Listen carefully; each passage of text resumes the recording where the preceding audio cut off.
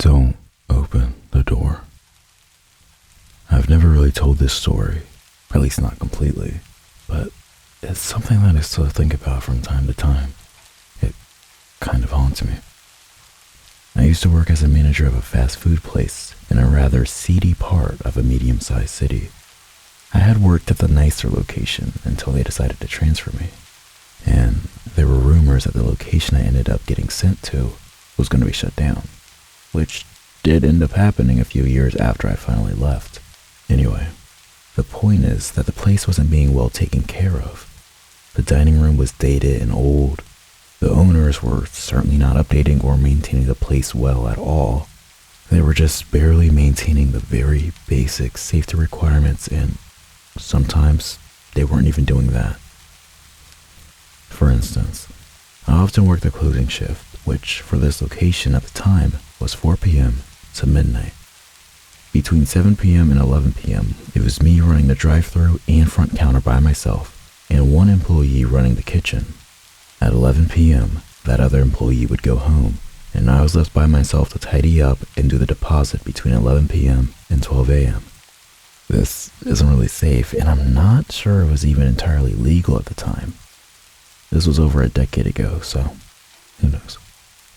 Just to provide a little context and background here, I'm a girl, but I'm not what you would consider small. I'm 6 foot, and during this time, I think people would probably say I came across as more than a little stern. I was younger, but I'd already spent years working in fast food, getting treated like crap by customers and having drinks and food thrown at me. The location I worked at was a swarm with junkies and drug dealers, and just general scary behavior. All this to say, I didn't get ruffled that easily, and I took a lot of things in stride. However, on this night, I was working the night shift with a new guy. The new guy had probably been working there for no more than a few weeks. I'd worked with him a few times before, but never the closing shift. And from the first time I met him, I'd always gotten a strange vibe from him. And again, at that time, I wasn't someone who got ruffled easily. Prior to this, I worked with a night janitor at the other location, who had some addiction problems and rather unpredictable and scary rage problem, and some creepy kid who barely spoke more than 2 words at a time. And when he did, it was always something about how much he disliked women, and me in particular. But this guy, this new dude, he was a whole different level of weird. He had a kid and professed to be a single father. He brought the kid around during the day, and the kid and his clothing were always really dirty. Like, really dirty. And not only that, but the kid also occasionally had bruises on his head and arms. The kid was a toddler, and I knew that toddlers can get into things. But one look at that kid, and I knew that those bruises were not just from a little kid messing around. I never saw the new guy behave aggressively towards his kid at all, but I don't know. It was just a feeling. And that feeling translated into other things. I don't know. He was just creepy. It wasn't one thing in particular, it was just a feeling I got when I was around him. He was a medium height, stocky young guy. He was totally average in every way, but he just had a vibe about him. He was always friendly, never rude or aggressive, but his eyes were just lifeless. Anyway, on this night, I think he might have been called in to cover a shift for somebody else. And I was in charge of making the schedules most of the time, and I'm pretty sure I wouldn't have scheduled him to work at closing with me since I found him so off-putting. The first part of the night was fairly normal. I ran the drive-thru and the front counter, and he ran the kitchen between 8 and 11 p.m. He was talking to me, on and off between orders, telling me about his ex and how he'd come to be a single father. Apparently the mother of his child had a drug problem. In hindsight, I think a lot of what he said was meant to garner sympathy. He really laid the troubled tale of him and his son on thick, but at the time, I just felt a little bad for both of them, especially his kid, who I suspected was being abused. But despite being seen as stern, I was definitely still young and still naive when it came to manipulative people. He told me that he moved to the city and immediately had trouble finding work prior to getting the job at the place we worked at. He said he'd been running out of money and was behind on rent. bills, and didn't have any formula for his son. At the time, I think I just empathized with him that it sucked. We were both working at fast food, and I thought it was obvious that neither of us had any money. The place was bare bones and minimum wage, and I was barely getting by with 3 roommates, and pretty much only eating the free meal I was given from the restaurant every day. Anyway, people tended to ramble when working the late shift, and I got used to listening to people spontaneously talk about their personal problems. I had a habit of just listening and not really reciprocating the sharing, and I guess this didn't really go over very well with the new guy. At some point, he said something to the effect of, "You don't talk much, do you? I'm telling you my whole life story here and you've got nothing to say." I don't know if it was just that I was coming across as unsympathetic, or more likely, that he was frustrated that he wasn't successfully manipulating me into giving up personal details about myself. As far as I was concerned, he was just someone I was working with and I didn't know him. And I really didn't want him to know me. And certainly, I wasn't about to start telling him anything that wasn't surface level chit-chat. But the guy was really intimidating. Something about his tone was off. It definitely wasn't a jokey accusation or off-the-cuff comment. I can't remember exactly what I said, but I remember that I just tried to play it off somehow. He didn't say anything more about it, but after that, the silence between us seemed a little tense. At 11 p.m., it was time for him to go home. The normal procedure was that the kitchen closer would tidy their area and an actual kitchen cleaner would come in a few hours later to deep clean things. In our case, it was a husband and wife team who did several locations, but they didn't usually come in until a few hours after I left. So this guy was only tasked with a basic tidy, and then I would let him out. After which, I would stay behind to prepare for the deposit. But instead of this happening smoothly, this guy goes into the staff bathroom and stays there for a long time, like almost 20 minutes or something. I did not know what was going on, nor did I know exactly how to handle the situation. It had honestly never happened before. People usually couldn't wait to get home. Was he sick? Did he fall asleep? I don't know, but I honestly just wanted to get my work done and go home. He finally emerged and quickly walked to the door and left. I was relieved. It was weird, but I just shrugged it off and hurried back to the office to get done what I needed to get done. Not even 10 minutes later, I start to hear a banging at the back door of the restaurant. Loud, repeated banging. Normally, I would ignore this. The back door faced an alley and was right next to a street full of bars and pubs. People leaving the bars and pubs often got the idea that banging on the door would get them after-hour food service because, well, they were drunk. So this wasn't exactly uncommon. I just ignored it and kept hurrying to get things done. But the banging did not stop, and it somehow just seemed to get louder and more urgent. So I finally got up and went to look out the peephole to see who was there. At this point, I was definitely on edge, and this edginess swelled into a full-out anxiety attack when I see that it's the new guy standing at the back door. Now, my first thought was to not open the door. I really didn't want to open the door, but I knew that he knew that I was in there. What if he forgot something inside? What if it was his house keys, car keys, or something? I was going to have to leave the building by that same door at some point, so there really seemed to be no escaping him. Reluctantly and very stupidly, I opened the door. What I opened the door to was, quite frankly, terrifying to me. He said he left his jacket, or his keys maybe, I can't remember. And I told him to tell me where and I'd go get them. I didn't want him to come inside. If this had been any other person I worked with regularly, this would be no big deal. I'd let them back in. Let them get whatever they left behind and they'd take off. But I instinctively knew I didn't want this dude back inside, in the dark, empty restaurant with me. But new dude was not having it. He pushed past me and said he'd get it himself. Then he proceeded to shut himself in the bathroom again. And at this point, I just panicked. Instead of just staying there by the door, which, in hindsight, I should have, I rushed back to the office. I'd left some of the cash I was counting for the deposit out. Question, what dummy would answer the back door at night at all, and especially with the till out? Well, this girl, I guess. This dumb girl. I managed to stuff the cash in the safe and lock it before he came to find me.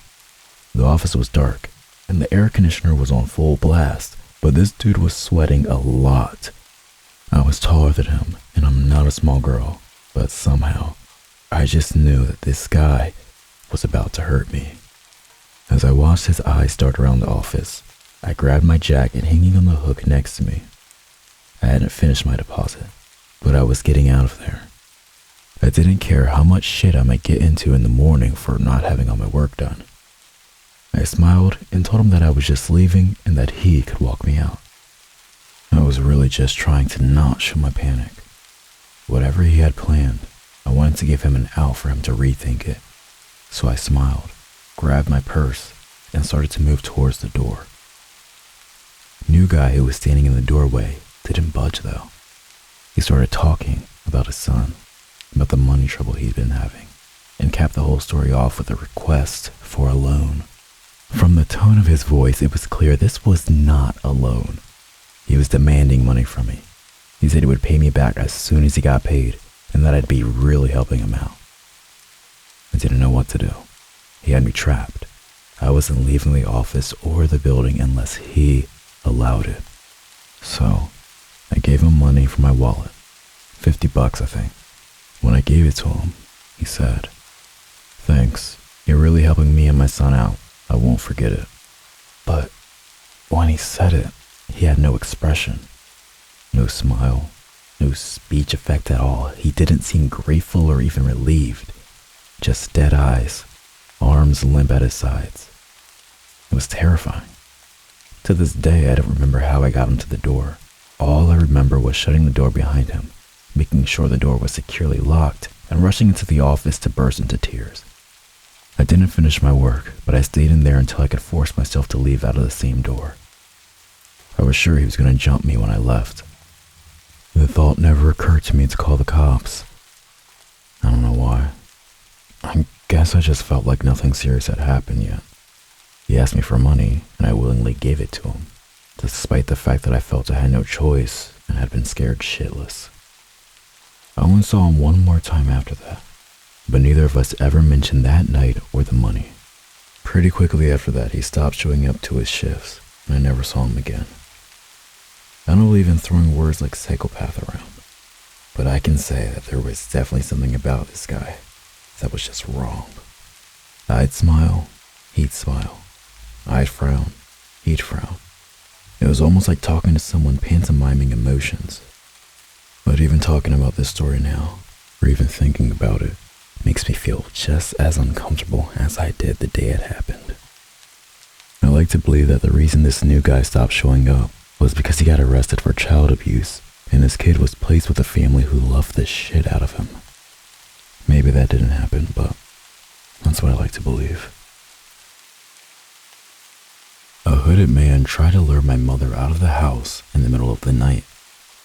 This happened a while ago, so my recollection of this isn't going to be word for word, but here goes. I'm a teenager. My mother and I live alone. We live basically in the middle of nowhere. Nearest town is a little less than an hour away, and the only things we have near us are a gas station and a bar. I know everyone who lives near me, and we rarely ever see new people in our neck of the woods, so just seeing someone who isn't familiar is suspicious enough. So, this was pretty creepy. A couple years ago, it was the middle of the night. My mother and I are night owls. We like to be awake from that midnight 6 a.m. time period that most people prefer to sleep during. My mother was watching TV in the living room, and I was using the computer in the kitchen. The kitchen and the living room are basically connected, so I wasn't too far away from her, only a few feet. The front door leads right into the living room, and it's a windowed door, so it's pretty easy to see in. My mom looked towards the door, and she saw somebody staring at her through the window. He was wearing a hood that obscured almost all of his face. My mom jumped, and she of course walked to the door and asked him what the hell he was doing.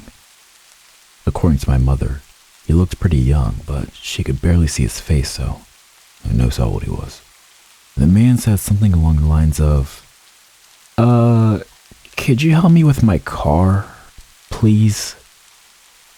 In a tone I could only describe as miserable and off-putting.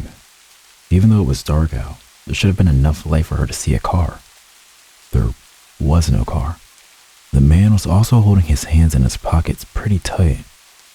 My mother said no and apologized. This caused him to grip whatever it was in his pockets tighter, so tight it caused his arms to tremble. He stayed for a few more minutes, and then he swiftly disappeared.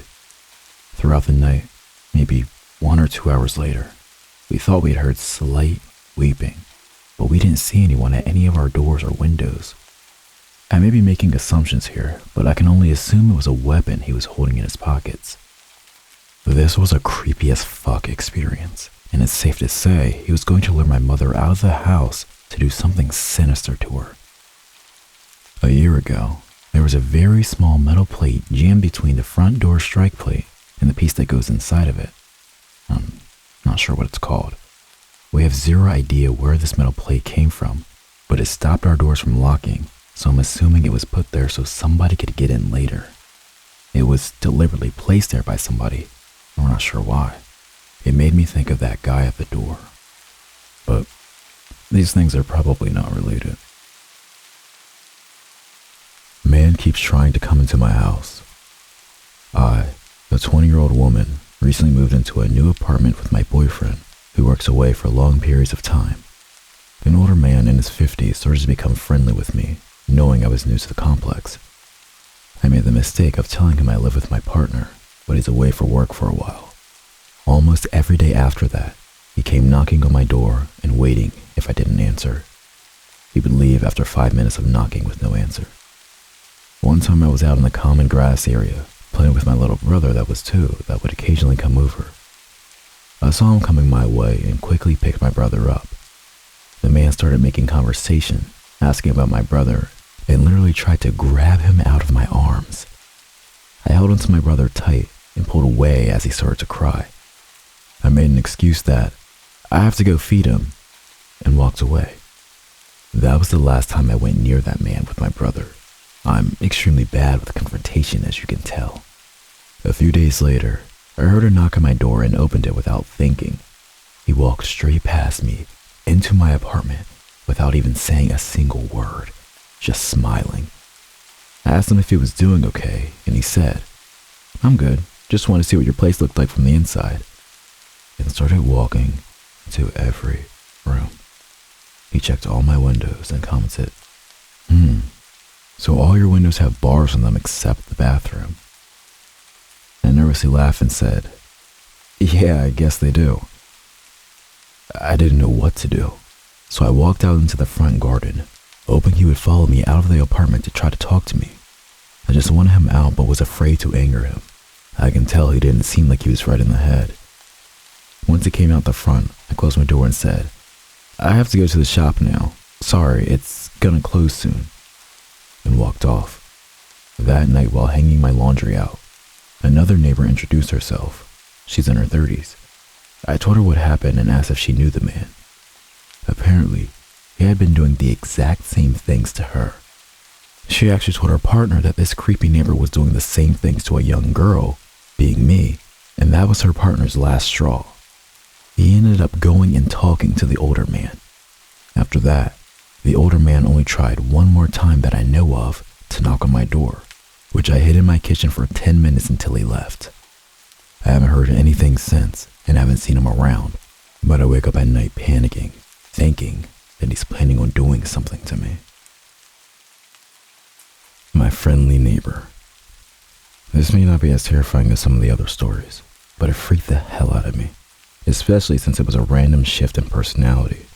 A little bit of description and backstory to help paint the picture. At the time of this, I was roughly 26 years old. I'm 30 now. At the time, my husband and I lived in a military city. He was enlisted, and this particular city was only popular, not just for the base it housed, but by its incredible crime rate. Honestly, if people had warned us ahead of time, we would have happily moved out of the city and dealt with the long drive.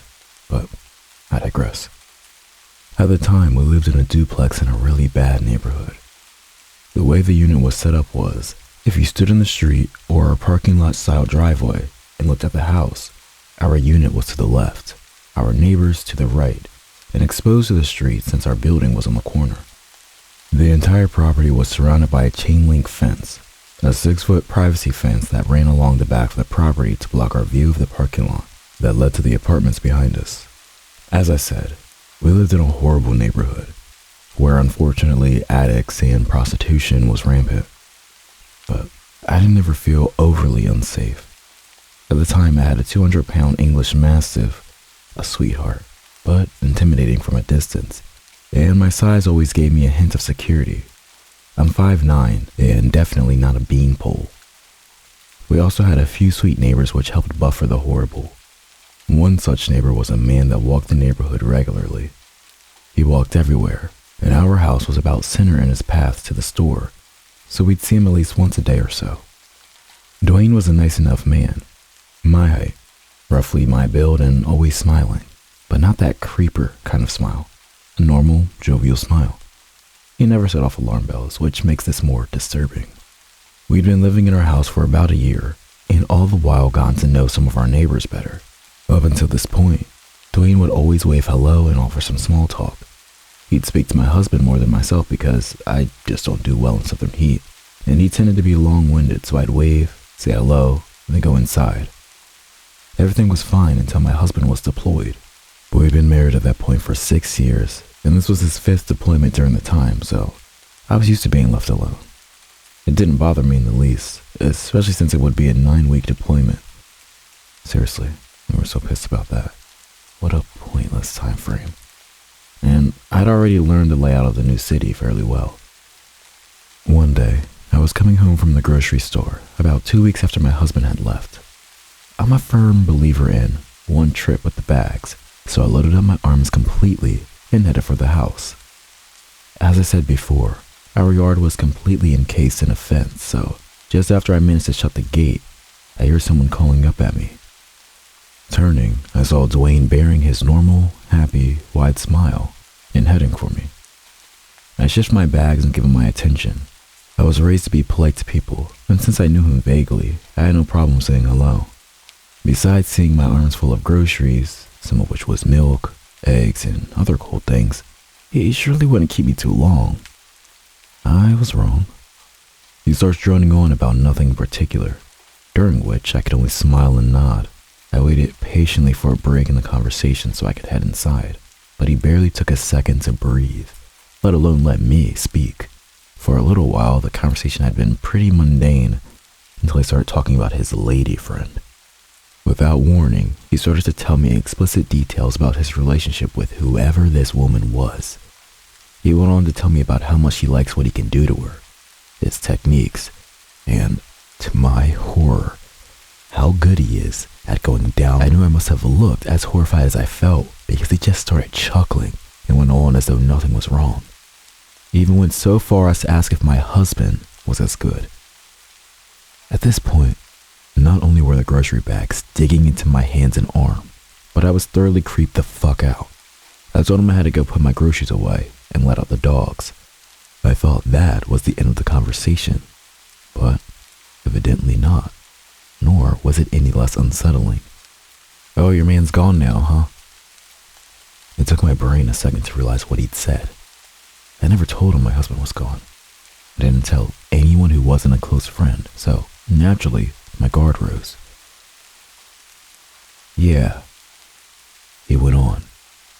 "You need someone here to take care of you."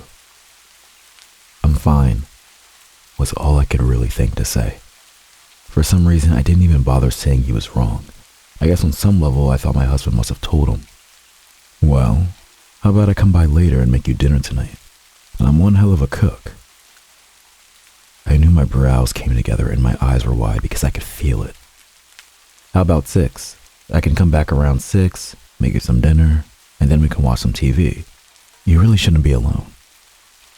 He just kept persisting, which made every hair on my body stand on end. I told him no thanks. Didn't even tell him to fuck off, which I have no idea why not, and turned around. Without bothering to look back, I went inside, locked my doors, and waited until I was sure he was gone before letting out my dogs. By the time 6 came, I didn't even want to be in the house in case he did stop by. After making sure everything was locked up tight, I left and drove around for an hour or so before coming home. I didn't even bother turning on more than the TV when I got back, just in case he came by again. I didn't see him for a couple of days, maybe a week and a half. I was a smoker back then and hated smoking in the house, so I'd let the dogs out, smoke a cigarette, then bring them back inside. After Dwayne's disturbing confrontation, I took to smoking in the backyard on my back steps. From where I sat, I could only see a few feet of the main street. Being as our unit was away from the street, beside neighbors who had trees and bushes and a privacy fence between us and the apartments, I felt relatively shielded. I knew that if I saw Dwayne, I'd be more than capable of ducking around the corner of the house and hiding. Like I said, there was just a small strip of the road that left me exposed. It was really easy to stay hidden, or so I thought. One day, I'm standing outside in the front yard talking to the sweet little old lady that lived across the street. We were just having a nice little talk until Dwayne suddenly came walking up. I, of course, felt uneasy, but a little safer with my neighbor there, since I didn't think he'd be as gross as he was before. He wasn't, but he was no less creepy. My neighbor had asked me if I quit smoking because she didn't see me out front anymore. That was usually what she'd use to come out and say hi, since she was always gardening.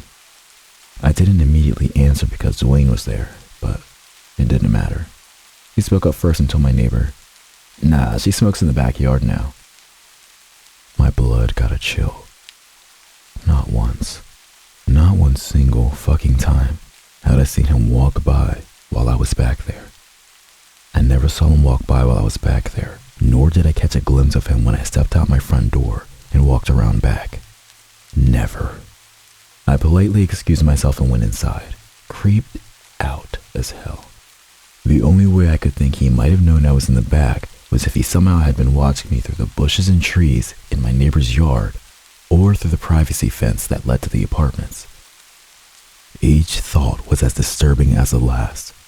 I couldn't stand the thought of him peering at me from the shadows. That was the last time I smoked outside.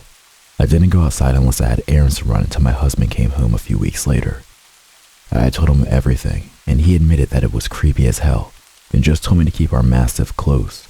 And I did. The last time I saw Dwayne was just a glimpse. I let my dogs outside, and a few minutes after sitting back on the couch, I heard my mastiff losing his mind. Anyone who has dogs knows the difference between a normal bark and an angry, "I'm gonna rip your leg off" bark. This was the latter, and it terrified me. Until this point, he'd only ever growled protectively twice and never barked. Freaked out, I opened up the front door and saw Dwayne standing halfway up my driveway. It looked like he'd been walking up to my fence, probably to say hi when my dog caught sight of him. The bark was so ferocious that I had him and me completely still. My dog continued to bark and even charged the fence, which he could have easily taken down if he wanted. Every hair on the back of his neck and down his spine was standing on end, and it was pretty obviously he wanted a piece of Dwayne. Dwayne glanced at me, forced a smile and a wave, and backed slowly out of the driveway. My dog didn't calm down until he was out of sight, at which time I was able to get him in the house. I was so grateful that I gave him half a package of sliced turkey. I don't know what Dwayne had planned, if anything, but my dog, who had never had a problem with him up until that point, definitely knew something wasn't right. Like I said, we'd been in that house for just over a year, and many times Dwayne had stopped at the fence to talk, and our dog never reacted like that. It still freaks me out to think about why my dog suddenly changed his mind about Dwayne. Chased by a naked man in the forest. Hey y'all, this took place summer 2022. I never thought of sharing this story because I was so stunned that it happened to me. Every summer in my city, my friends and I like to make small campfires in chill, secluded areas. We don't want to drive an hour to an actual campsite and then pay a campsite fee on top of that. These also happen pretty spontaneously, so it's a nice last minute thing to do. There's this one spot near my house that's located by a river. It's really nice because no one usually goes there, but there's one thing to be wary of. Bears. I live in the Pacific Northwest, and my house is located right next to mountains and forests. One night at 11 p.m., I decided to go ahead of my friends and meet them at the spot. I wanted to set things up early so we can just chill once they all got there. I park my car at the beginning of the trail and bring my camping gear. I get to the spot, and it's a small, sandy beach kind of embankment on the side of the river with a small waiting area. I sit on my chair and get to digging the fire pit with my flashlight illuminating only where I'm digging.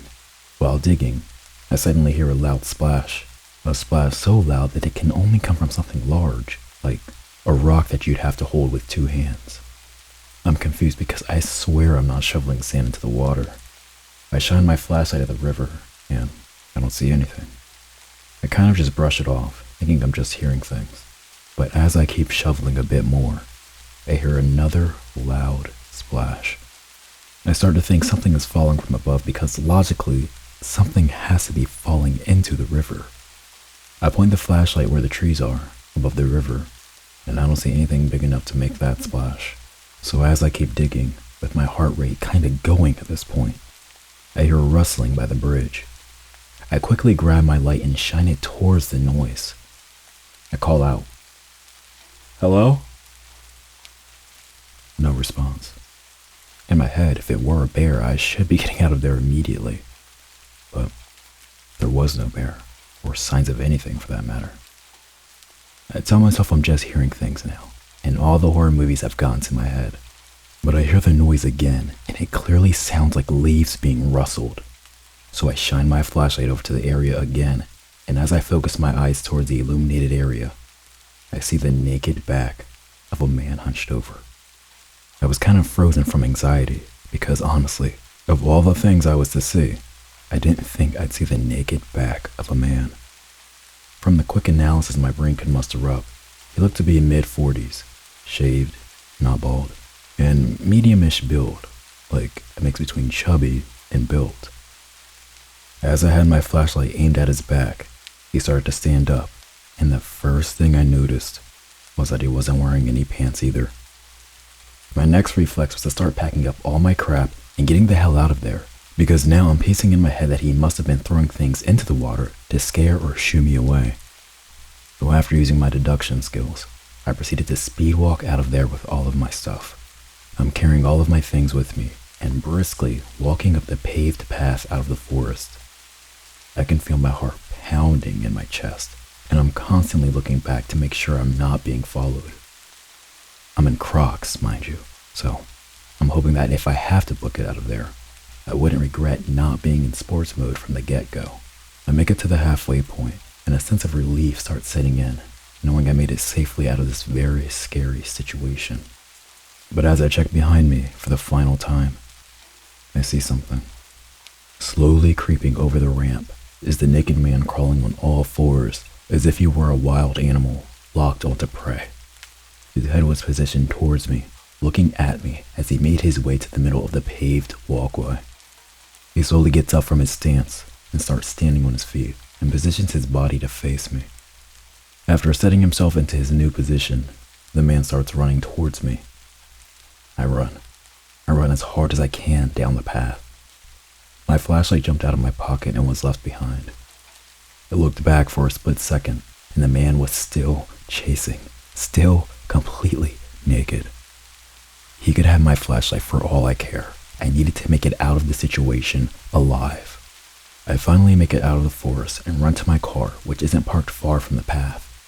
I desperately get to my car, and like a classic horror movie, I fumble with trying to get my key fob to unlock the car. I drop my keys and quickly think to myself, I'm actually dead. But try to focus on getting out of there.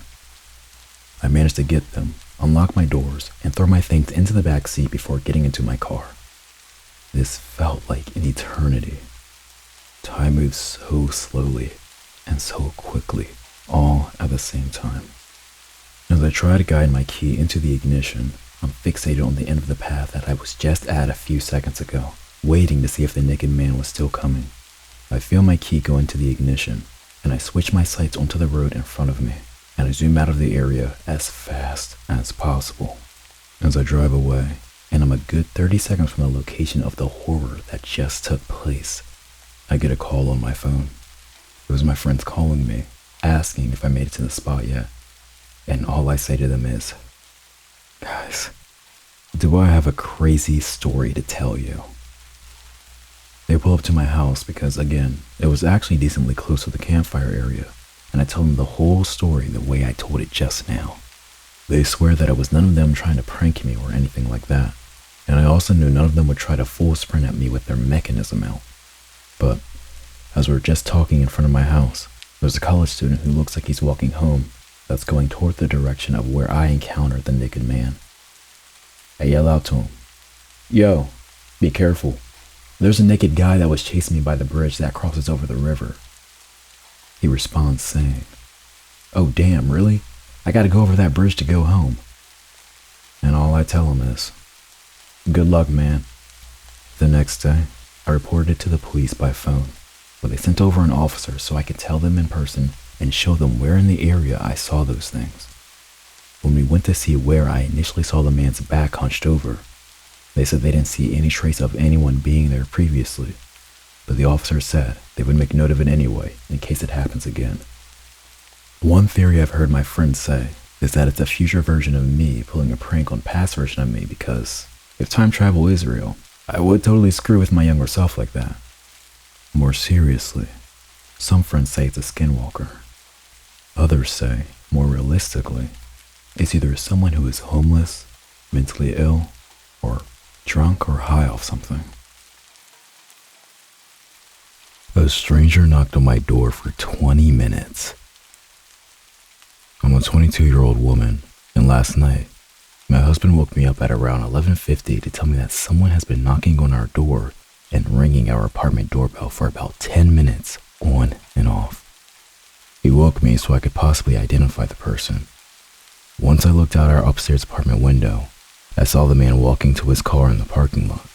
It was right across the street from our unit. He was wearing blue jeans and a gray t-shirt, medium build, possibly 30 years old. He was blonde. He wasn't covering his face or anything, but the thing is, he was carrying what looked like resistance bands or rope. He sat in his car for around 3 minutes while I was on the phone with dispatch. Then, he came back to our door and knocked hard for another few minutes. Dispatch told me that police were on their way, and they hung up. I started recording the vehicle. I read out the tag number and make and model and just watched as he put his car in park and reverse over and over again. Out of seemingly nowhere, he backed out of the parking lot and started rushing away, but not before the officer arrived and pulled him over. My downstairs neighbor knocked on my door and told me that he had been peering into her little children's windows and was pounding on her door as well. She said that her husband had left only 1 minute before he started knocking at her door. She said he saw her children through the window, and that's why he continued knocking. Our doors are right next to one another, so he likely didn't know what door he wanted open. He was watching us as well through our upstairs windows, so I turned all of the lights out and shut the blinds while I called dispatch. The police never contacted us for a statement.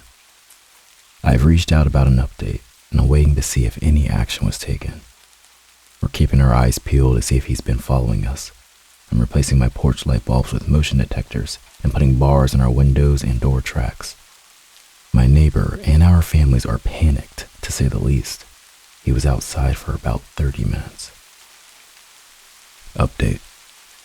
I'm trained in firearm usage and now live in a state where I can open carry. We're going this weekend to get a firearm. My husband will be taking some classes as he came from somewhere where owning a gun is illegal, so he's never handled one. I'm still waiting on a call from the responding officer. I have his badge number and name, so if they don't reach out to me tonight, I'll call the substation. If they didn't do anything, I'll go ahead and make a suspicious person's case for the paper trail. We had no odd encounters last night. However, while I was looking at the video I took, I remember that car. About a week ago, I'm was walking my dog at 8 p.m., and this car was driving really slowly through the parking lot and parked a few spots down from where I was letting my dog sniff. It just sat there with the car running. When I tell you my ears started ringing and I got an awful feeling, I'm not joking. I turned around and went home. Didn't even give my dog the chance to use the bathroom and shut every door and window in the apartment. I think this man has been staking out our building, me and my neighbors. I think he wanted to get in where those children are. I'll update when I have more information. Update number 2. It's been a week since the incident. I called dispatch today because I never received a follow-up from the responding officer. A sergeant from the police department called me back to give me more info. He said that they pulled over the man, ran him to make sure there were no warrants, and asked him what he was doing. He told the officer that he was meeting up with an acquaintance. The officer let him go with no further questions. Not only that, the responding officer is also a sergeant. I about lost my mind. The sergeant I spoke to today stated that he should have looked into it more. It was obviously an attempt at burglary. The responding officer is supposed to call me tonight when he gets on duty. I'm livid, honestly. Zero due diligence for this case, but there's not even a case. No case number, just a documented police contact. I'll give more info when I have it. Update 3. Final update. The officer finally called me. Here's how the conversation went. Hello? I answered groggily. It was well past midnight. Hi, ma'am. I was told you have some questions about an incident a few nights ago. Yes, about Thursday. I wanted to know what that man told you he was doing. You know, he was looking at windows and carrying potential restraints. I'm not sure if that was relayed to you or not. I stopped him, ran his tags, and he told me that he was meeting up with a guy from a dating app. He seemed forthcoming and open with his motive for being there. He was meeting up with someone by looking in windows, knocking on 2 different doors for 20 minutes. I was shocked and still not fully awake. Like I said, he seemed forthcoming and honest with me. So was Jeffrey Dahmer, was the first thing that came to mind. With resistance bands, like workout bands. He had a lot of belongings in his car, so he probably just had them in there. Right, but bringing them to a hookup, knocking on multiple doors.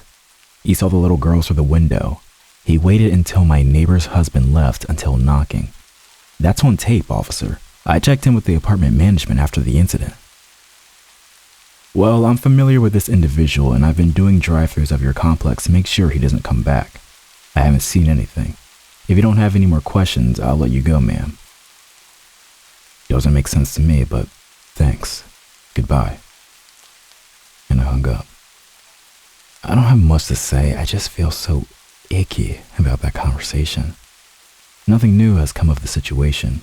I haven't seen the man or the car. My mind is blown at the lack of follow-up or due diligence. I live in a suburb. It's not a busy one either. The police department has a small jurisdiction, so I guess I'll have to protect myself. I am constantly under video or physical surveillance by my nudist neighbor. Hi. Me, a 28-year-old woman, and my significant other, a 28-year-old man, have lived in a townhouse for 3 years. On the very first day we moved in, our neighbors from across the way introduced themselves. They're empty nesters in their late 50s. Very warm and welcoming immediately. Told us if we needed anything at all to just let them know. All that stuff. One of the first things the wife, we'll call her S, said to us upon meeting was, I'm really into nature, so I look outside to look at all the wildlife a lot. That's also why we have cameras facing the street. We didn't think too much of it at the time, but now looking back, this should have really freaked us out. Especially considering we live in fucking suburbia, where the closest thing to nature is a squirrel or a rogue coyote. The husband works from home, but he's not the issue in this situation. It's the wife, S. S is disabled, can't drive, and is a hermit. They never leave the house. Literally home 24/7. We learned almost immediately that looking at nature was actually code for being an extremely nosy neighbor that borderlines being a peeping Tom. I included a shitty drawing on how the layout of our townhouses are, because it's very important to this. Our places are reverse mirrors of the other houses across the narrow street, close enough where I could throw a rock and almost hit their house. Both houses are on the second story with garages underneath, so clear view of each other. We only have windows of the side facing their house, as the other side shares a wall with another neighbor. S is stationed primarily on the couch in front of their patio door, 24/7. If anything happens outside, she literally runs to the patio window and stares out with her face pressed to the glass. Doesn't matter if it's a car, a neighbor walking their dog, or a fucking delivery truck. She is always there, watching. We kind of brushed it off at first that she's just bored and probably stir crazy being at home constantly. But over time, I started getting really annoyed, whereas my significant other brushed it off and said she's harmless. But the closer we got to these neighbors, the worse it's gotten and the more creeped out I've become. And I mean closer lightly, because all that means is that S added me on Facebook and we exchanged numbers as she's offered to let our guests park in our driveway and to let us know if our camera spots a coyote since we have a little dog.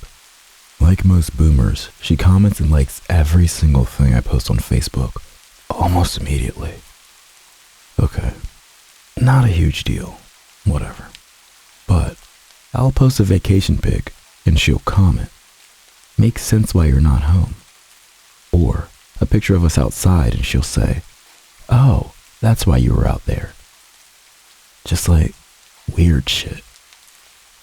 This next part may not be really important to the story, but to me, emphasizes a boundary crossing. A few months after we moved in, S messaged me on Facebook that the place her and her husband go camping every summer is actually a nudist camping ground. It's called Ponderosa Sun Club for anyone curious. She sent the link and said, "Let me know what you think." S also casually brought up in a conversation once that they do tasteful boudoir photo shoots pretty early on into meeting them as well. Not judging, but it rubbed me the wrong way that she told me as our relationship isn't like that. We still aren't sure what she meant by, "Let me know what you think." If it was to see if we were accepting and wouldn't judge, or if we were interested. To be frank, they're a kooky, nerdy, frumpy couple in their late 50s. My significant other and I are decently good-looking people. The few friends we told about this joked and said, maybe they have the hots for us. She also primarily wears a t-shirt that only barely falls past her butt. Okay, back to the peeping Tom aspect. Like I said, she's constantly looking out the window. I can park my car in the street illegally just for a few seconds to grab something, and she'll text me before I can even get inside that I can use her parking spot if need be. She'll text me if I'm home from work on a day that I usually work to ask if I'm okay. She watches us all day put up our Christmas lights, or if I'm vacuuming my car in the driveway. She'll wait until I'm outside watering my plants to run out and water hers at the same time. We can't even enjoy our patio because she just stares at us the whole time.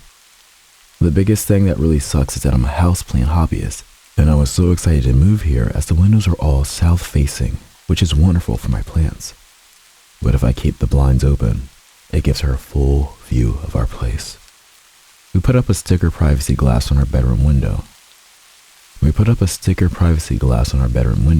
so we could at least enjoy opening the blinds in the morning.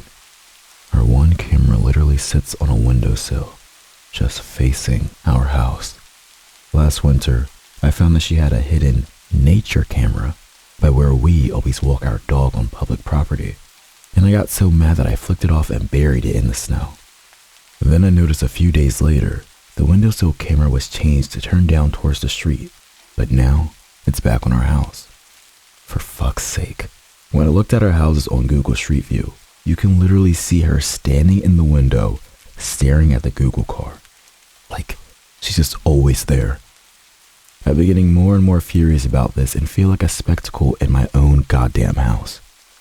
The final straw was yesterday when my significant other and I pulled into the driveway. I walked immediately into the house, back facing their house the whole time. I was wearing a mask because I felt sick. Before I could even walk up the stairs, S texted me, asked me what's wrong and if I needed anything like soup or ibuprofen. I just burst into tears. I feel so violated in my own home, and I don't know how to set a boundary with her, or if that's even possible.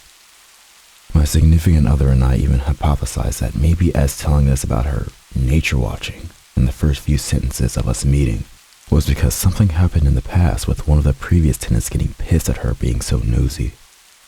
They own their townhouse, and we just rent ours. I love our place. Rent is affordable. Location is great. Everything. Besides her. I genuinely don't know what to do, or what to even say to her without it being awkward. It really doesn't help that at the end of the day, she is very kind. One time they were at the nudist colony, so I was getting her mail, and she gave me a $100 Visa gift card as a thank you. Her husband jumped my car when my battery died. She has gifted me flowers for my patio. Her kindness has prevented me from blowing up at her, but I'm at my wits, and I really don't want to move. In the middle of the woods, my friends and I decided to go camping one spring break. We had planned a weekend in advance, and as the day got closer, the weather got worse. It was cold and gray, unheard of for Arkansas. The night finally came along with yet another cold front. It was in the 30s, but we had dressed warm and stocked up on whiskey and beer. The plan was to hit up a spot my buddy knew, which was barely accessible with his 4x4. We wanted to really camp, none of those designated sites for families and seniors in RVs. So, we aimed away from civilization, which was only made up by a single stoplight and a couple hundred people, and we drove into the woods. After 30 minutes of bone-rattling dips across dry creek beds and detours around trees, it started to rain. By the time we found camp, it had turned into hail. The spot was marked by an ancient dirt road a few hundred feet long and the rotting carcass of a VW bug. That night was spent passing a bottle around, hoping we'd figure out the tents before we were too drunk. Eventually, we did, and managed to start a fire with diesel. At this point, the hail had stopped. The empty whiskey bottle lay broken in the fire, and we had a decent pile of empties growing. We drank, we played cards, we passed out in our tents. The next morning, I gradually regained consciousness to the sound of something large being dragged past my tent. It was what looked to have once been a station wagon, stripped and rust-covered, dragging the VW with a chain. The bug had been there for so long that the floor had rotted out and roots had tied it to the forest floor. They lay scattered in the wake of the wagon. In it, a woman was driving, with a man beside her, and 3 shirtless kids sat in the back where there used to be seats. The man stared out the window, away from us, the entire time. The children had dirt smeared on their faces, which illuminated their glassy 1,000-yard stares. It's the look of crushing poverty, and you've probably only seen it in the pictures. It exists in war-torn countries, the projects in inner cities in the deep south. So deep that the old gas station back in town, a place you'd probably jokingly hum the Deliverance theme, that was a city to see things like this. She spoke in a deep nicotine and whiskey-soaked drawl. Y'all come from the city to do some camping? Well, reckon that's fine. As long as you ain't doing no drugs. Y'all ain't doing drugs, are you? We weren't. Just drinking then. Hell, I like a drink now and then my damn self. That's fine. That's just fine. Want to know how I knew y'all were here? Seen them black helicopters flying around? Them some boys that work for me. See, this is my land. And they told me, can't be too careful. Figured I'd best check it on out. She started laughing. Mucus bubbled up to wet her dry cackle. The man stared out at nothing. One of the children put both hands on the window and gazed through us. His mouth hung open, and spit cut a line through the filth on the glass. He was probably 10. Y'all know Bethany? We didn't. Everyone knows old Beth. Y'all go to church? I lied. Good. Ain't got time for those that don't fear God. Why don't you come on to church tomorrow? You can meet Bethany. It's just over that hill up there. Can't miss it. Boy, she'd sure like to meet y'all. They all would. We assured her we would. She drove away into the trees, slowly dragging the VW. As soon as she left, we all looked at each other and started laughing. It was just nerves. There wasn't anything funny about it. We all have the remnants of a primitive warning system for danger. It's been eroded by living safe and civilized, but every once in a while, it goes off and you obey it without a question. Something is wrong. It started before she spoke, when I looked into her eyes. Something is wrong. The kids, the man, her laugh. Something is wrong. Eventually, we did hike up the hill. You could see for a mile. There was nothing. No buildings, no clearings, just forest. We cut our trip short, packed up, and left before noon. The people you meet in the desert at night. Not long ago, my partner and I were driving through reservation land at about 11 o'clock at night in the desert southwest of the United States. We were on a major highway, but as with so many highways in that area, it's not very well used, just barely paved and with only one lane going in each direction. No lights, just reflectors embedded in the pavement. It's not uncommon to go for an hour on this highway without seeing another vehicle. I was reading a book out loud when suddenly my buddy who was driving interrupts. He pulls off to the side of the road, braking quickly. "Did you see that?" "No," I replied. "See what?" "That van, it went off the road." I turned in my seat but couldn't make out anything, on or off the road. It was just darkness all around. He grabbed the flashlight that we keep in the car and asked me to call 911. He's in a medical profession and a labs licensed EMT. I've worked in emergency response, so this isn't a super uncommon occurrence for us. Although, not even being able to see the accident was a first for me. I got on the phone with 911 immediately and set about trying to find a mile marker using my phone as a flashlight, eventually settling for giving them approximate GPS coordinates, as I had very little coverage and my GPS was acting flighty in that area. The dispatcher had asked me to cross the highway carefully and try to ascertain the status of the passengers since they had gone straight over a hill and presumably into the canyon below. I stayed on the line while I trudged over the sand dunes on the opposite side of the highway. I was a bit nervous to be walking this area in sandals, as we had just recently been discussing the rattlesnake population in the region, and I couldn't really see where I was going and answer the dispatcher's questions at the same time. But the scrubby vegetation gave me some purchase, and finally, I crested the largest dune and could see the outline of the accident site. On the road, the moonlight was blocked by the dunes, but on this side, it was strangely bright. It took my brain a moment to make sense of what I was seeing. They had been lucky. The van had turned on its side as it slid, and the friction from the dunes had just barely prevented the entire thing from going over the edge into the massive canyon below. My partner called out to me and asked me to check on the woman in the van, and I saw that next to him, standing with a scarecrow-like stiffness, was a young man. He looked dazed and didn't seem to be answering many questions. I got the darkest vibe off of that guy that I've never encountered. I felt goosebumps crawling up my back, and it was just like there was a permanent ring of shadow around him. I felt very uneasy knowing that either of us were anywhere near him, and made a point to keep visually checking up on them. I proceeded to the site and around the van and called out to identify myself. I heard the voice of a woman inside, and as I walked around the windshield, I could see her. She was crouched in the passenger cabin, clearly in shock, her feet bleeding as she shifted back and forth in the broken glass of the driver's side window. A tall, willowy woman, thin and pale, with dark hair. There was also a massive wolfhound, panting. It appeared equally stunned. I noticed that they had managed to pry the passenger side door open, and the man must have climbed out through the top that way. The woman spoke with me for a time, calmly and with an urgency I couldn't quite identify in her voice. I relayed the information to the dispatcher. "Yes, it was just the two of them. No, they don't seem to be seriously injured. No, nobody has fallen asleep behind the wheel. They were on their way to Texas to visit family. They were living out of the van." What I remember the most clearly is that I made a couple of attempts to convince her to either climb out of the roof or through the back to clear away from the van just to be safe.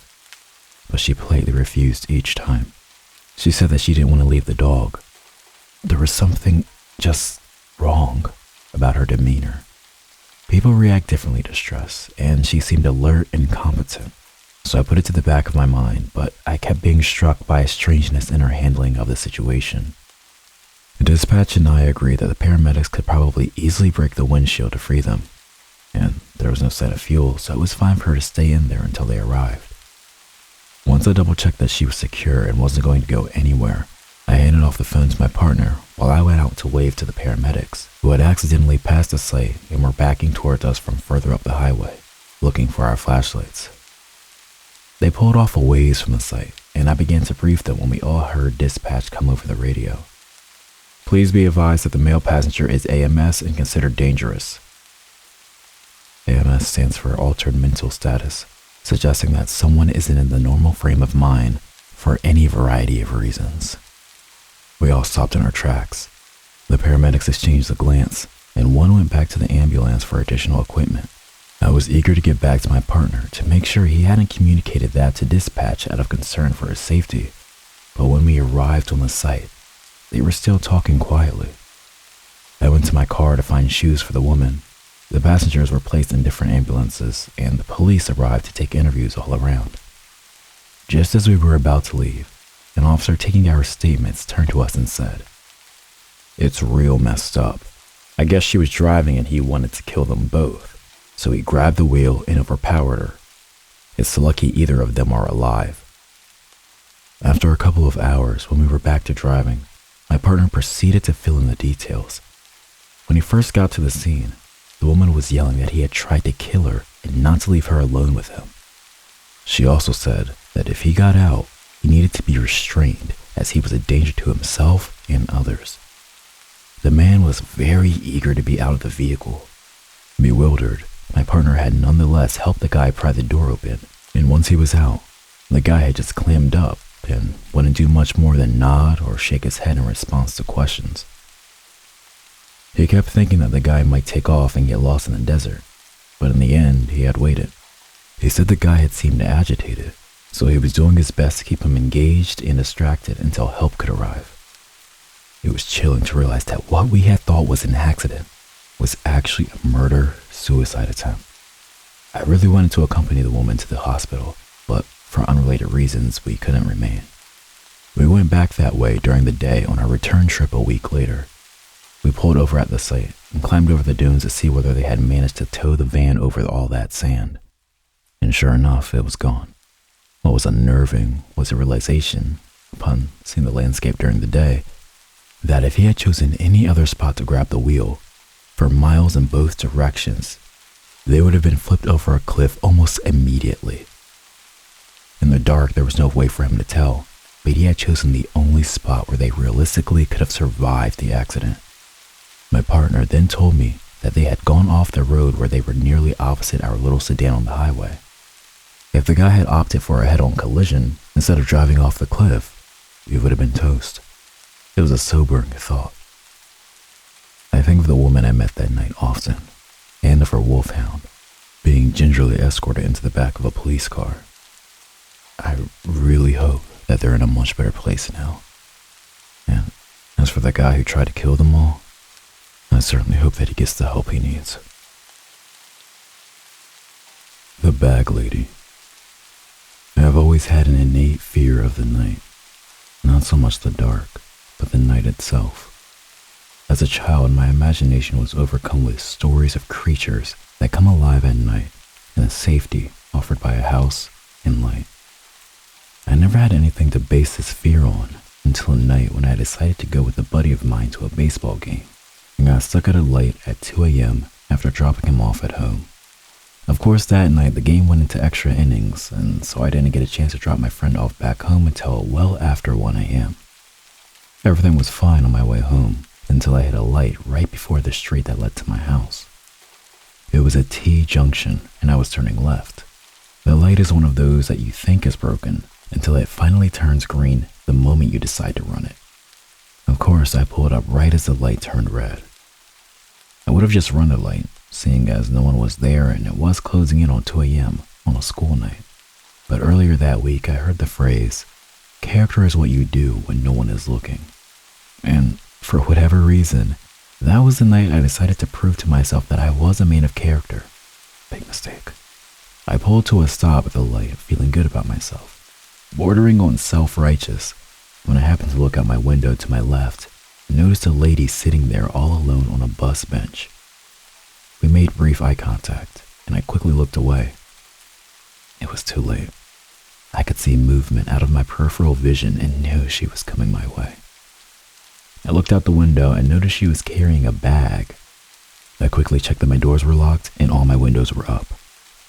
I then moved my right foot above the accelerator just in case and braced myself for what was to come. I was hoping it would just be an awkward exchange and was praying for a quick light change before she could reach me. I knew there was a slim chance of that. She walked right up to my window, put her bag down, and began tapping on the glass.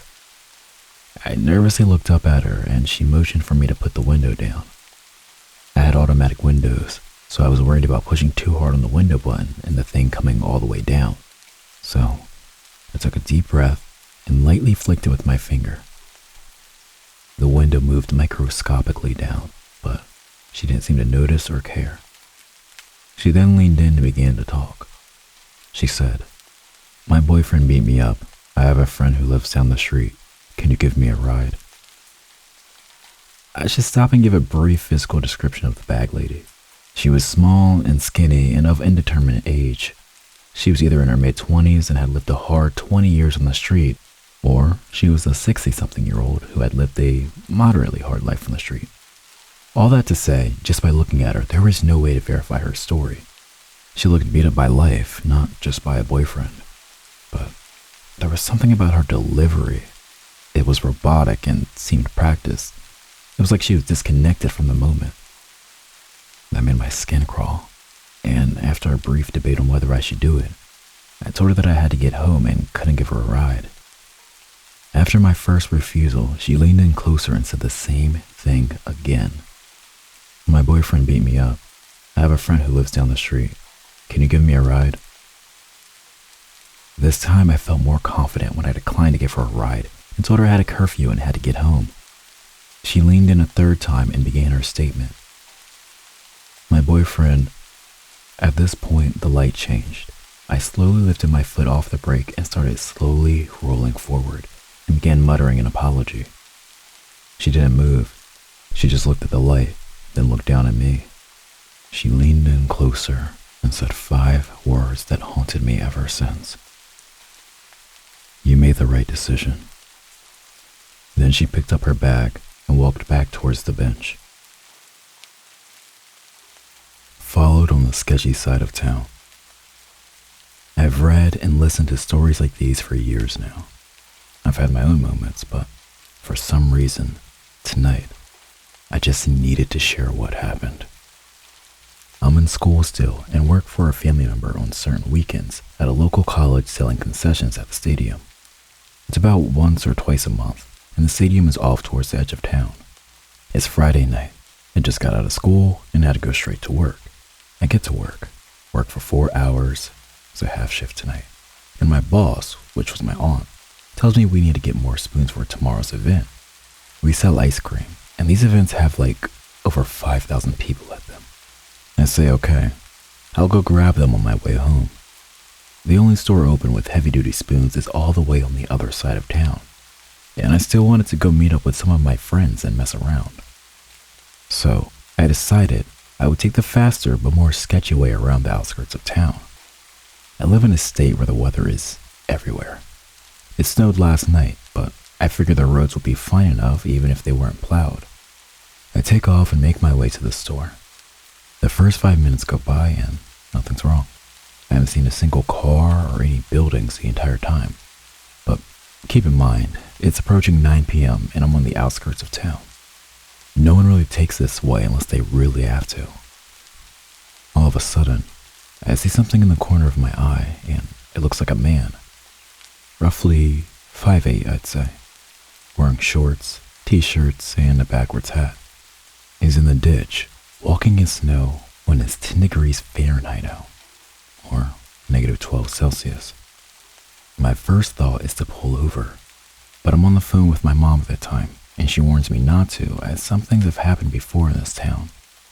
For instance, a couple of years ago, a college girl was kidnapped and found dead, rolled up in a rug in 2014.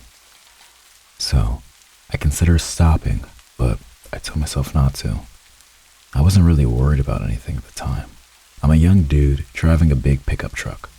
Last type of person anyone would want to harm. Right? I passed a man going slightly below the speed limit. I barely drive past him, and immediately, a car that I did not see at all before turns on and pulls out of a field entrance off the road and starts to follow me. At first, I thought I was just focused on the man in the ditch and didn't see a road, and that's where they came from. But I later found out that there wasn't a road there. Now, again, I'm not super worried. I've watched my fair share of crime movies and read plenty of stories, so I didn't feel it was a threat yet. I start to approach the town again. I turn left, the car turns left. I turn right, they turn right.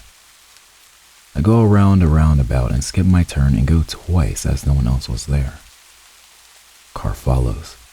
At this point, I start to worry a little, but maybe they just need to go to the store also. I then pull up to a stop sign and I turn without my turn signal. The car follows. Now, at this moment, I should have went right to the police station, but I didn't think much of it. I'm 2 miles from the store where plenty of people will be. It took a few more turns and the car continues to follow me. I completely blew a stop sign at a non-busy intersection, and the car does a quick stop and go and catches up. I'm now 2 turns until the store, so I'm still not too worried. I turn into the store and the car turns also. The store has a gas station, so I pull there first to act like I was getting gas. The car sits off to the side of the road, in between the gas station and the store, and just sits there. I wait about 10 minutes, and the car doesn't move. I'm a young kid, alone at night, near the bad side of town. I call my friends I'm supposed to meet up with later on and give them the license plate for worst case scenario. Then I take off to the store. I cross the street and the car comes straight behind me. I'm freaking out, not knowing if I should call the cops or not. I go and park as close as possible to the store, and the car parks in the same area as me. It's getting late, and the store's closing soon. There are only a couple of other people in the parking lot. I turn my truck back on and go park on the complete opposite side of the lot, get out, and I completely bolt inside of the store. I'm not super overweight, but I'm not skinny either. I'm about 6'1" and 200 pounds. Who would want anything to do with me? I get my spoons, take my time in the store. I go to call my friends to walk back outside, and my phone is dead. I look out the sliding doors, and suddenly there's a white van next to my driver's side. It looks like no one's in it, but the back windows are covered, and it's running. Big red flag. I run to customer service and explain everything, but they think I'm some young kid messing around. At the time, I couldn't really see the original car that followed me, but no way in hell am I going outside with that van next to my truck. After waiting what seemed like hours, the van pulls forward, and the original car appears from the side of the building. You can see from inside the store by the Starbucks, both of them talked and drove off. I wait another 10 minutes and dash outside. I speed to my friend's house, and when I get there, I park in his garage. My one buddy asks why there's a big orange mark on my tire, and my heart sinks. When I was inside, they must have marked my tire. After inspecting the rest of my truck, we find a small pipe dropped in the bed of my truck, surrounded by snow. It was about the length of my forearm, and it wasn't mine. I was alone, no phone, scared, in a part of town I'm not familiar with. I try to laugh it off, but now that everyone's asleep, I can't help but think what would have happened if I walked outside. I've always been sort of ego boosted on the fact that I'm a chubby fat dude that no one would want to mess with. But after tonight, I realize anyone can be targeted. Was someone watching us? This story still gets me even now, almost 20 years later. I think I was 18 at the time, and my boyfriend, his best friend, his best friend's girlfriend, and I all decided to take a drive one night. It was kind of late, maybe around 10 or 11. We drove out to this small lake that's a few miles outside of town. It's a place where people swim and boat and fish during the day. At night, it's deserted though. There are no houses in the near vicinity either. There is one way in and one way out of this area. So, on the way in, as we're driving into where the dock is, we notice that there's some trash on the side of the road. Not just normal litter either. They were large items such as a recliner and a water heater. Weird, right? Anyway, we drove in and got out of the car. We walked out to the dock and chilled there for maybe about 5 minutes. We headed back to the car to leave. However, on the way out, that stuff was now blocking the road. This scared the living hell out of us. It didn't make any sense. We had just come in a couple of minutes before, and now the stuff was moved. We didn't see anyone. We didn't hear anyone. But it felt like there were people out there watching us, which was terrifying. The boys moved the stuff out of the way so we could get out of there, and we hightailed it the hell out. My heart was racing, and we all felt like we avoided some sort of danger. It was like someone was trapping us in there, and it still scares me this long after it happened. Camping hell. Back in 2011, I was within a circle of friends that made it tradition to go camping at a certain spot every May-long weekend. The spot we chose was in a beautiful area, right on the edge of a large lake, and was located on government land.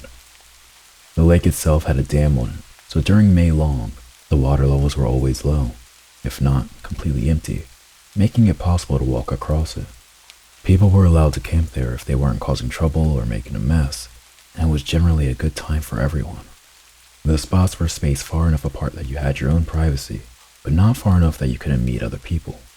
In this particular year, our spot was in the middle of a small hill, with one campsite below us and one above us. The first night of our trip happened without incident. During the second day, the people staying the site below us had moved in. We didn't think much of it, and continued drinking throughout the day and into the night. At about midnight, the people at the campsite below us were really out of control. They were yelling and screaming, and the music had gotten even louder, so our friend Ben went down to ask them to turn it down. He was promptly punched in the face, and he came back to inform us that he was 90% sure they were on something. After that, the vibe wasn't as relaxed, and we were all somewhat on edge. I was feeling really tired, but I just decided to go to bed. Some of my friends were still awake, including Ben, and one couple, Lily and Derek, that were visiting another campsite we had made friends with that day. I could hear that the campsite below us was still blasting their music and partying pretty hard, but I just tried to ignore it and go to sleep. I don't know what time it was when I jolted awake. Parts of this are somewhat of a blur. All I know is that I sat straight up as soon as I heard the screaming and yelling coming from outside my tent. I quickly ran outside to find our campsite in chaos. One of my friends was clutching their chests. People were running around and screaming to call 911. I was quickly informed of what happened. Apparently, not long after I had gone to bed, the people camping at the site below us decided they weren't finished talking to Ben, and on their way up, they had encountered Lily and Derek walking back. Now, Derek and Ben are about the same height and have the same color hair, so they thought that Derek was my friend Ben and bottled him and Lily over the head with a full glass bottle. I don't know if it was the same guys that showed up at our campsite, but I was told that everyone else was sitting around the fire when 2 or 3 huge guys appeared from the darkness and walked over to them. One had a paring knife, and the other had a butcher's knife in their hand. Ben saw the knives and had gotten up to talk to them, and had barely spoken a word when the guy with the paring knife stabbed him once in the chest. At the same time, some people from the campsite above had seen the guys coming and came down to help. One of the guys, Tim, was coming down the hill when the guy with the butcher's knife ran up to him and stabbed him in the stomach. From there, sheer panic ensued. People called 911, but the ambulance was over half an hour away. This is where I came out of the tent. Tim's wound was bleeding profusely, and he was losing blood way too quickly. His friends ended up putting him in the back of his car and speeding off to meet the ambulance halfway. Ben was also bleeding, but his wound wasn't as deep as Tim's, and we were able to keep him calm until an ambulance arrived. The guys with the knives ran off into the darkness, back down to their campsite, and took off in their Land Rover. My boyfriend at the time and I had gotten into his car and drove to the entrance to try and flag down the policemen on the way to the scene. Once they arrived, we were informed to stay in the car as they had released a canine search unit to hunt down the people who stabbed our friends. By the end of the night, they had arrested the men. They had tried to flee by driving their vehicle across the lake bed, where they got stuck in a muddy section of the lake. They were on a concoction of numerous substances, as suspected. Luckily, both Tim and Ben survived, although Tim had lost a lot of blood and took a few weeks to recover from his wounds. Derek and Lily had huge bruises, and possibly one person had a concussion, but I can't recall. It was definitely the scariest thing I have ever experienced.